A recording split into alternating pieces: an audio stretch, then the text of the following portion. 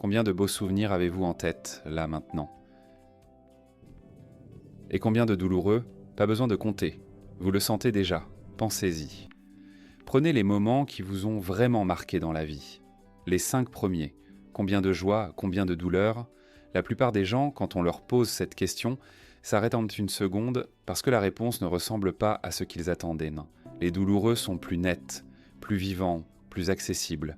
Les moments de joie, eux, ils sont là quelque part, mais flous, comme si vous les regardiez à travers une vitre embuée.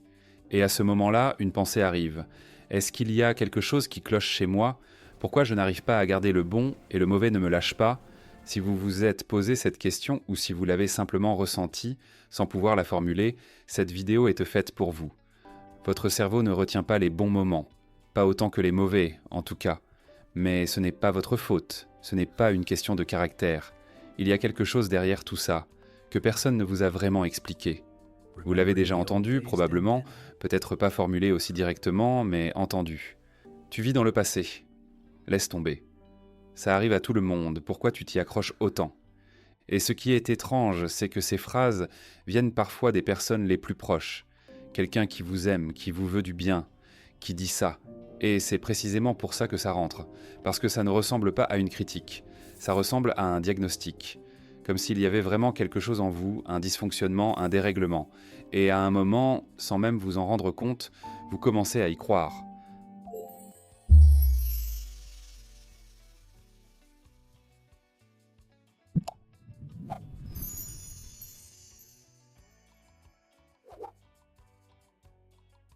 En France, tout ça fonctionne encore plus silencieusement.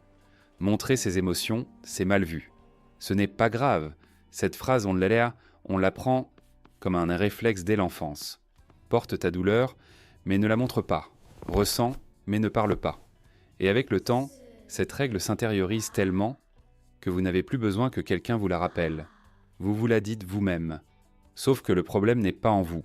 Le problème, c'est qu'aucune de ces phrases ne sait comment votre cerveau fonctionne vraiment. Le psychologue Roy Baumeister a passé des années à étudier une seule question. Pourquoi les expériences négatives laissent-elles des traces plus profondes que les positives? Au terme de dizaines d'études, sa conclusion était claire. Le mauvais est toujours plus fort que le bon. Pas seulement dans la mémoire, mais dans la prise de décision, dans la régulation émotionnelle, dans la façon dont on perçoit le monde. Baumeister a appelé ça « bad is stronger than good ».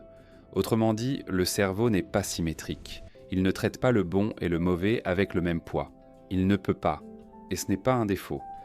Ce que vous pensiez être une faiblesse, cette mémoire qui vous tient éveillé la nuit, qui vous accompagne depuis des années, c'est en réalité un système de protection, façonné sur des millions d'années. Le cerveau est entraîné à retenir le danger, parce que ceux qui l'oubliaient ne survivaient même pas. Le problème, c'est que le cerveau croit parfois qu'il vit encore dans cet ancien monde. Et il y a une suite à tout ça, une autre couche de la mémoire, une réponse plus complète. C'est exactement ce qu'on explore sur cette chaîne. Au fond du cerveau, il y a une petite structure en forme d'amande, l'amygdale. Son rôle, détecter les menaces. Quand un moment porte une charge émotionnelle, un conflit, une humiliation, une perte, l'amygdale s'active et grave cet instant, avec du cortisol et de la noradrénaline, comme une impression sur papier photographique. La joie, elle, ne fonctionne pas ainsi. Elle laisse des empreintes plus pâles, qui s'effacent plus vite. Pourquoi non? Parce que le cerveau a appris au fil de l'évolution que le bon reviendra, mais que le mauvais doit être évité.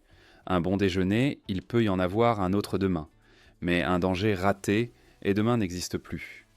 Claire a 8 ans quand elle doit lire à voix haute devant la classe, et elle accroche. La classe rit. 2 secondes, peut-être 3. Le compliment que la maîtresse lui a fait ce jour-là, elle ne s'en souvient plus. Mais ce rire de 2 secondes, 20 ans plus tard, il est encore là. Dans la culture scolaire française, c'est encore plus marqué. Les attentes de performance sont élevées, la marge pour l'erreur est étroite. Une évaluation, un examen, un repas de famille. Le cerveau s'habitue à capter les signaux de menace. Et cette habitude finit par devenir automatique. Un regard neutre peut être lu comme une menace. Votre patron vous observe dans le couloir et vous analysez ce regard pendant des heures. Alors que ce matin, quand il vous a remercié, la sensation était partie en 10 minutes. Imaginez un vieux phare sur la côte normande, en pierre, aux murs épais, là depuis des siècles. Quand la tempête arrive, sa lumière tourne et prévient les bateaux. Par nuit calme aussi, elle tourne, parce que le phare ne sait pas quand la prochaine tempête viendra. C'est sa mission, être toujours prêt. La mémoire douloureuse de votre cerveau, c'est exactement ce phare. Elle continue de tourner, même quand la tempête est passée, parce qu'il n'existe pas de système à l'intérieur qui dit « c'est fini ». Il n'y a que le signal de danger et l'habitude de l'envoyer. Vous ne pouvez pas éteindre ce phare, et vous ne le voudriez pas, cette lumière vous a protégé. Mais vous pouvez apprendre ceci. Chaque lumière qui tourne n'annonce pas une tempête. Parfois, c'est juste l'habitude du phare. Le neurologue Rick Hanson a consacré des années à cette question. Pourquoi le cerveau n'enregistre-t-il pas les bons moments en profondeur automatiquement ? Sa réponse, parce que ça demande une attention active. Quand un bon moment est ressenti, rester dans cette sensation 15 à 30 secondes supplémentaires permet au cerveau de le coder avec une intensité différente. Lucie fait ça maintenant, consciemment. Quand elle rit vraiment lors d'un dîner, elle ne regarde pas son téléphone, elle regarde ce moment. Qui rit autour d'elle, comment la table sent, ce qui se passe derrière la fenêtre. 30 secondes, ça paraît peu et ça leste. Mais pour le cerveau, c'est placer ce souvenir sur une étagère plus profonde. Quand cette voix revient au milieu de la nuit, la plupart des gens se demandent « Pourquoi c'est encore là ?» Cette question fait tourner le phare. Essayez-en une autre. Qu'est-ce que ce moment me disait sur moi à l'époque ? Et est-ce que vous y croyez encore aujourd'hui ? Ce n'est pas effacer le passé.